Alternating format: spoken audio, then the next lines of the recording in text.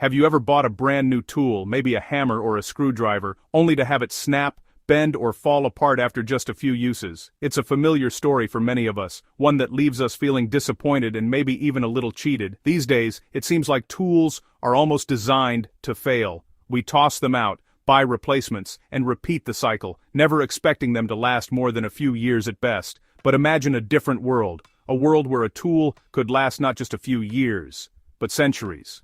What if I told you there are hammers and axes, forged hundreds of years ago, that could still handle a full day's work today? Across Europe, archaeologists regularly unearth tools from the Middle Ages. Axes, hammers, chisels, buried for centuries, yet still remarkably intact. Some of these tools have survived for 800 years, weathering the passage of time and the elements. These aren't just relics to be admired behind glass. They were built for real, hard work, crafted to endure the daily grind of medieval life, and they still bear the marks of use and repair. So how did medieval blacksmiths, working with little more than a simple forge, a hammer, and their own two hands, manage to create tools that outlast our modern mass-produced ones? The answer isn't just about materials or technology. It challenges our belief that newer always means better, and it asks us to reconsider what we've lost in the age of convenience and mass production. Take a close look at a medieval axe head, solid, heavy, and still sharp after centuries. Now compare it to a modern axe, often made with a plastic grip and a brittle alloy head that can crack or break under pressure. One was made to endure the test of time, to be repaired and passed down. The other, it seems, was made to be replaced as soon as it fails. This stark difference forces us to ask a deeper question. What did those medieval craftsmen know that we've forgotten? What secrets did they hold about making things that last? Their world was shaped by scarcity. Materials were precious, and every piece of iron or steel was used with care. They understood their materials intimately, and they built a culture around repairing and maintaining what they had. Every tool was an investment, often handed down from parent to child, each bearing the marks and initials of generations who relied on it for their livelihood. The longevity of these tools wasn't magic. It was the result of necessity, skill, and a completely different relationship with the objects they made. Each tool was shaped by hand, tested by use, and valued for its reliability. These ancient tools tell a story of ingenuity, resilience, and respect for craftsmanship. They remind us that durability and quality were once the highest priorities. Today, as we repair or restore old tools, we're invited to rethink what we value in the objects we use every day. Are we choosing things that will last, or things that are easy to replace? The riddle of the 800-year-old hammer isn't just about the past. It's a question for us here and now. What are we building to last, and what kind of legacy will our tools leave behind? We're told that technology always improves, that every new invention is a step forward, and that the tools we use today are the best humanity has ever made. The story goes that we've left behind the crude, awkward implements of the past, tools that were supposedly simple, inefficient, and barely up to the tasks of their time. But when we look at what archaeologists are uncovering, the evidence challenges this narrative. The artifacts they find reveal a surprising level of sophistication. Medieval blacksmiths, for example, were true masters of their craft. They perfected the art of forge welding, skillfully combining tough iron with razor-sharp steel edges to create tools that were both durable and effective. Their tools weren't primitive at all. In fact, many were beautifully designed, with intricate details and clever engineering that rival what we see in modern workshops. These craftsmen used expensive materials sparingly, placing high-quality steel only where it was needed most, on the cutting edge, while the rest of the tool was made from tough, affordable iron. This was both resourceful and highly effective. In contrast, many modern tools are mass-produced from cheaper brittle alloys. They're designed for affordability and convenience, but often at the expense of durability and performance. The medieval craftsman wasn't just banging metal into shape. He was a practical metallurgist, deeply attuned to the properties of his materials, and constantly experimenting to improve his results. The idea that old technology was bad and ours is always better simply doesn't hold up. When you compare ancient and modern tools side by side, the differences aren't always what you'd expect. In the medieval world, every tool was a major investment. Solutions focused on durability and repairability, because a broken tool could mean lost time, lost income, or even danger.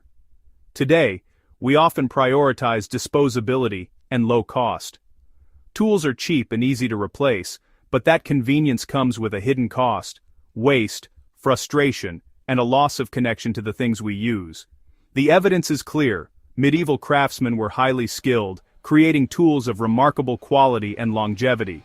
Their work required patience, knowledge, and a deep respect for their materials. Their tools were clever, efficient, and built to last for generations. Many of their designs are still admired and imitated by modern artisans today. Progress isn't always a straight line. Sometimes, what we call advancement is really just a shift in priorities, not a true improvement in quality or ingenuity. By looking back, we can rediscover lost wisdom and craftsmanship. The past still has lessons to teach us, if we're willing to listen.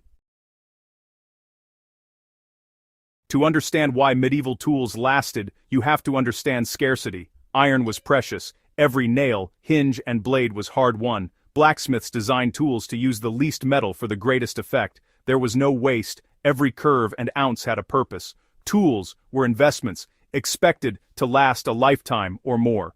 The craftsman's reputation depended on durability. Deep, hands-on knowledge of materials was essential. Skills were passed down through generations, not learned from books. Scarcity and high-stakes craftsmanship gave these tools their soul. They were made for resilience, because failure wasn't an option. The maker, the material, and the user were closely connected. In contrast, today's factory-made tools are anonymous and disposable. The imperative for longevity has been lost. Medieval tools remind us what's possible when quality truly matters.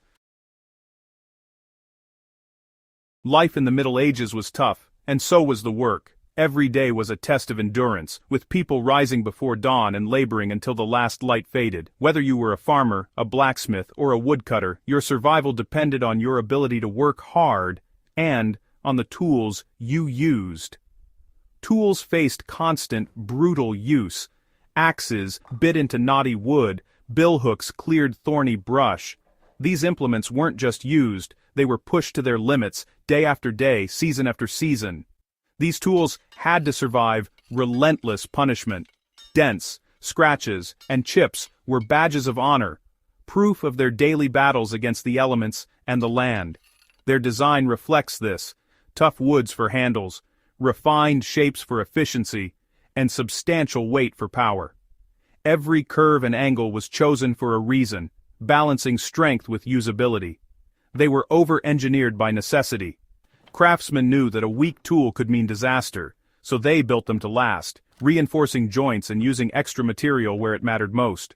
Wrought iron, the main material, could bend rather than break. This flexibility was crucial, allowing tools to absorb shock and keep working, even after heavy impacts. If a handle cracked or an edge chipped, it was fixed, not thrown away. Repair was a way of life, and every craftsman knew how to breathe new life into a battered tool. The expectation was survival through hardship.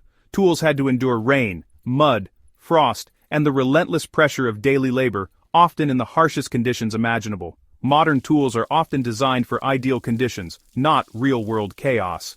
Today, many tools are made to look good on a shelf, but medieval tools were built to survive the mess and unpredictability of real life.